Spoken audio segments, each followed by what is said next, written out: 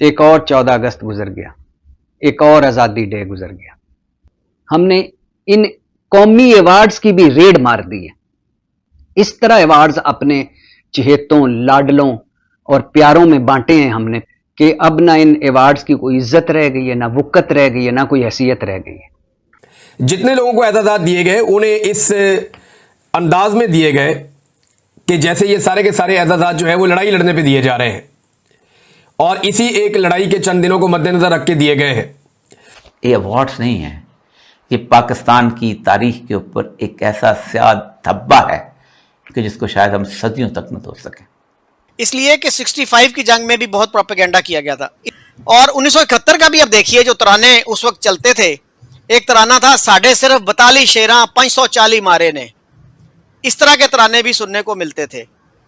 लेकिन फिर ये होता है कि कल को जब हकीकत खुलती है तो फिर बड़ी मायूसी होती है उससे। यौम आज़ादी जिस पे हमें खुशी है, लेकिन खुशी का मतलब ये नहीं है कि आप हकीकत से नजरें चुरा। तो आज हुकूमत ने भी तमगों की लूट सेल लगाई है और इस लूट सेल से कौन कौन फैज़याब हुआ, बिके ही हो सकता है। तो उन्होंने मुझे मुबारकबाद दी, मैंने उनको मुबारकबाद दी, उनको भी अवार्ड मिला था। एक मिनिस्टर साहब ने कहा यार आपने अभी अवार्ड लिया है, अवार्ड लेके इधर आके आप हमें कह रहे हैं कि आप गलत कानून साजी कर। दोस्तों, पाकिस्तान में अवार्ड सेरेमनी मनाई जा रही है और पाकिस्तान के जो फौजी हैं उनको अवार्ड दिया जा रहा है। ऑपरेशन सिंदूर में इतनी बुरी तरीके से पिटने के बाद भी पाकिस्तानी फौज अपने लोगों को अवार्ड बांट रही है। तो आइए देखते हैं। भारत के साथ एक लड़ाई हुई पाकिस्तान की, तब से लेकर अब तक यानी हमने 1 इंच जमीन भी फतह नहीं की और ना हम अपना पानी अभी तक भारत से छुड़वा सके। लेकिन इसको एक अपॉर्चुनिटी के तौर पे लिया पाकिस्तान की मौजूदा रिजीम ने और 14 अगस्त के ऊपर जो सारे वो बांटे गए एजाज़ात वो भी इसी तरह बांटे गए जैसे कि बंदरबांट हो रही है। और मार्का हक ये यौम आज़ादी है, जश्न आज़ादी। अगर आप पाकिस्तान तहरीक इंसाफ पे तनकीद कर सकते हैं कि वो जश्न आज़ादी के मौके के ऊपर किस तरीके से पाकिस्तान तहरीक इंसाफ के झंडे उठा सकते हैं या एहतजाज कर सकते हैं, तो फिर यही आपके ऊपर तनकीद हो सकती है कि आप यौम आज़ादी को किस तरीके से यौम दिफा में तब्दील कर देते हैं। जितने लोगों को एजाज़ात दिए गए उन्हें इस अंदाज में दिए गए कि जैसे ये सारे के सारे एजाज़ात जो है वो लड़ाई लड़ने पे दिए जा रहे हैं और इसी एक लड़ाई के चंद दिनों को मद्देनजर रख के दिए गए हैं। आज 263 नाम मेरे सामने रखे गए।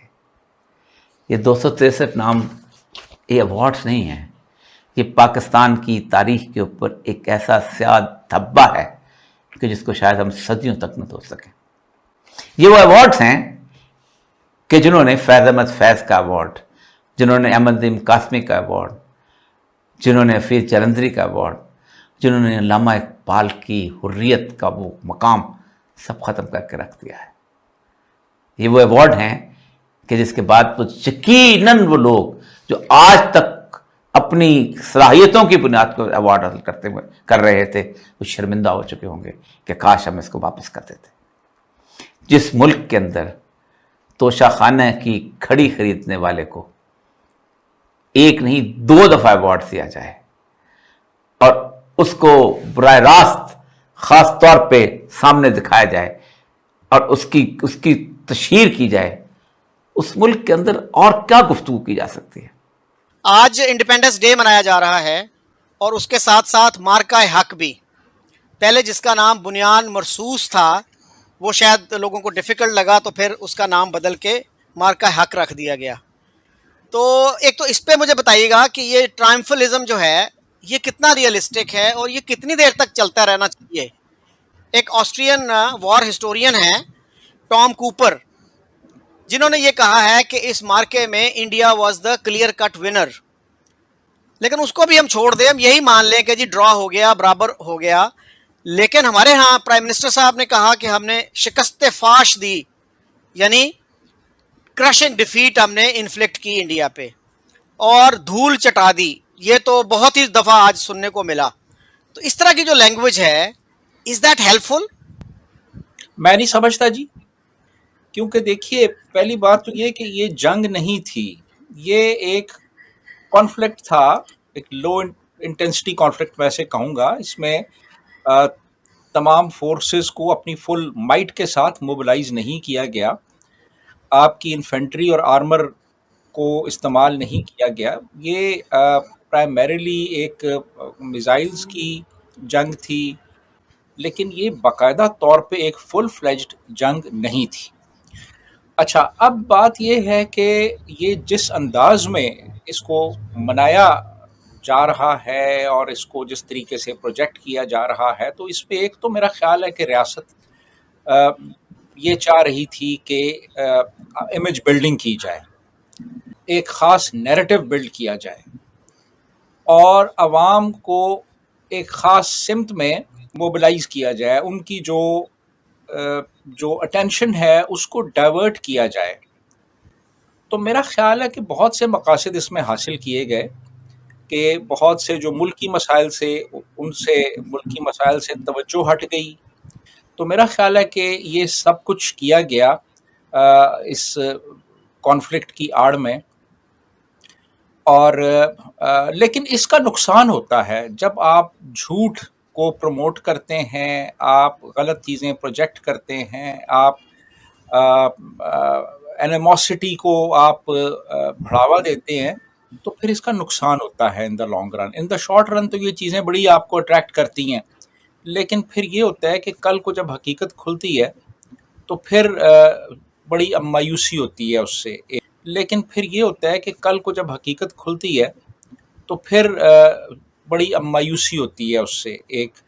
और दूसरा जो है वो ये है कि ये जो कुछ भी किया गया, ये मेरा ख्याल है कि ये जो ग्राउंड रियलिटीज़ हैं इस वक्त मुल्क की, उनको बिल्कुल पसे पुश्त डाल दिया गया और फोकस जो है वो हटा दिया गया असल मसाइल।